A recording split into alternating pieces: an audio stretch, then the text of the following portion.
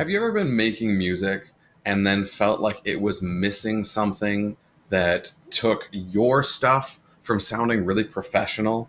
I've run into this problem a lot in the early days, and one of the tools that I've used in order to make it sound more professional is delay. It's super cool, super powerful, and I'm going to be teaching you everything you need to know about it and how to start using it to get a much crisper sound. Now, there's many more things that equate to a professional sounding mix or that good pro sound. This could be like reverb, panning, the delay that we're going to talk about today. And if you want to know more about that, hit that subscribe button. We're going to be talking about it all the time. I've already got some videos on stuff like that. So stick around and we'll get you sounding much better, because that is my goal. I had a lot of struggles in the early days to get those professional sounds, and I want to make your journey easier. So first off, let's talk about the difference between delay and reverb. Delay, you can think about as much more of an echo. It repeats the same sound again at a lower volume over a spaced amount of time. Reverb stretches and smears that sound out as it bounces across all the reflections of a room. Echo is the type of thing you'd scream into a cave and hear responses to. Reverb changes based on the shape and size of wherever you currently are. Or maybe if you're outside, there's next to no reverb. So I'm going to be showing you how to do this for free in Reaper today. And here is just an example of the two. Delay. Nothing. Delay. Delay. With the effect. Nothing again. Reverb. With the effect. Reverb. So hopefully that gives you an idea of the differences between the two of them. It's much easier to hear them than it is to just speak about it. So with delay, you have your regular sound that goes through, and then you have a feedback loop of that delay, and you can adjust how long that is up till it's really close. And there's even a type of delay effect, the Haas delay, where it's almost inseparable from the initial sound, but it kind of creates a smeared cool effect. And you can do so much more with this. You can pan parts of the delay. You can have them ping pong around in between the panning. And Reaper and a lot of other things have free delays that you can use. And then there's even more cool packages that you can find later on in your experience. The delay time is set specifically by you, or a lot of plugins can use whatever your tempo is in the song to create it at a very specific pace. So every time, like as if a quarter note was passing, you'd get your delay, or an eighth note, or triplets, which can be super powerful and fun. And then the amount of feedback you get, be careful. A lot of things will let you crank that up more, but if you turn it up too much, then you'll just start getting more and more sound until it blows out your ears.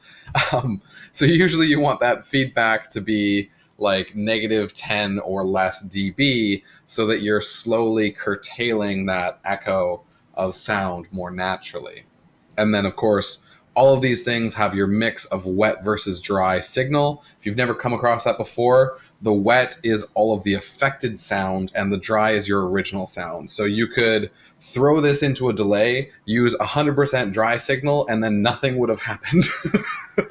Or you can use entirely the wet signal and only the affected things that you've made, which is super cool. So now let's take a look at this part that I have for an upcoming song. It's piano with absolutely no delay effects or any other effects tied into it at all.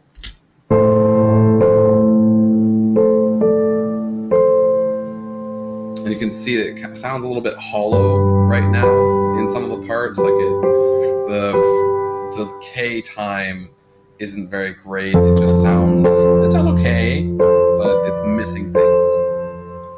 So in Reaper, you have access to all sorts of different cool delay effects if you just search it up. And we've talked a little bit about some of these, like the tempo controlled ones and the ping-ponging back and forth.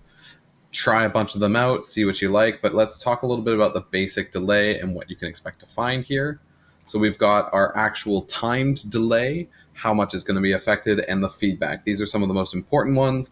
And then your mix amount and your output input signals, how much they're going to be either raised or lowered in dB. So if we go ahead and take a listen with this delay at 300 milliseconds here.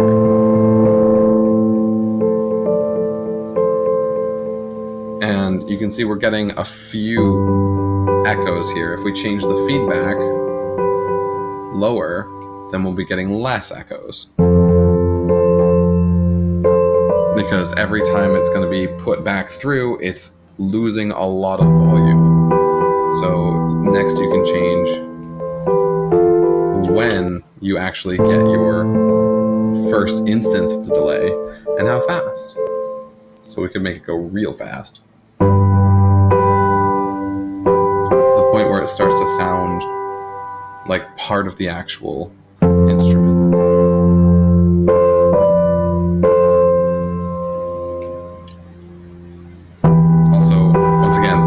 Careful not to have this feedback go too high, or you'll get some crazy nonsense. Maybe I'll show you really quickly and then you'll wanna... Yeah, like it immediately maxed out the sound. Like that was not great. You don't want to do this because it'll increase every time it tries to go back in on itself. It's awful. So let's undo that one. And you can go in and add different types. So if we take a look at the tempo controlled one instead, as long as in Reaper you leave it on 0, it'll take control based on the amount of a whole note in your track. So we have our tempo set to 133 beats per minute, and this will add a quarter note delay every impulsive sound that it gets.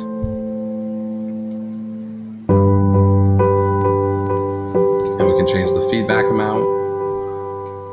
And if you want, you can override that as well. But as long as you leave it on 0, if you change down here, it's how much and when you're getting that delayed effect. So we can have it be a half note. You could try and create a triplet effect. You can type things in here.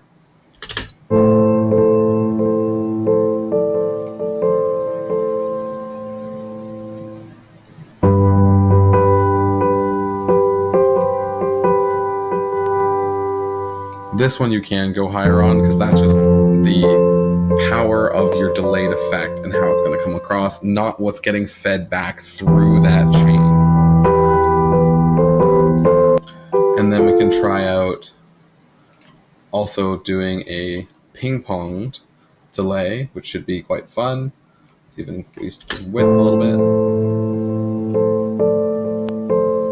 bit. So you can see the different types of delays and when and where you might want to use them to create a more spacious track, to add depth so you're not getting that like, oh, nothing's going on, it's not really interesting.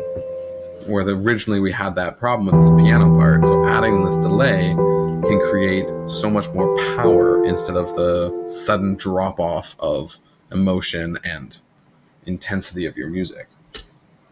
Another really fun one they have in here is a reverseness delay, which just means that they're reversing whatever's going on with the actual delay itself.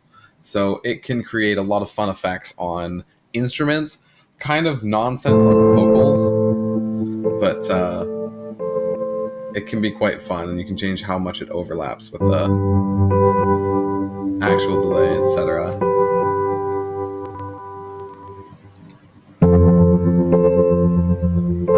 That's so fascinating, and you can just play with these until you get something that you like and then move on with it in your creative process. It's one of the best ways to make music. For those of you curious about what it sounds like on a vocal or a recorded voice, Delay. just nonsense. So there's a lot of things that you can do with delays. As we saw, there's that Haas effect where you bring the delay so close to the instrument that it's almost indistinguishable. A really fun thing to do with that is put it only on one side and then the other, so you get that also ping pong effect of it. So your brain is kind of like, whoa, where is that sound even coming from? Or you can spread them apart much further. And this can add a lot of depth, a lot of power to whatever your song is. I probably wouldn't use this on everything all the time. It's something that you probably want to use more on purpose when you're missing some woofing. So anyways, I hope this helped you better understand delay, and if there's anything more that you want to know about it, please leave a comment and I'd be happy to get back to you. I'm doing a lot more of this stuff, and I'm going to have courses soon as well, teaching you everything you need to know about music production, so stay tuned.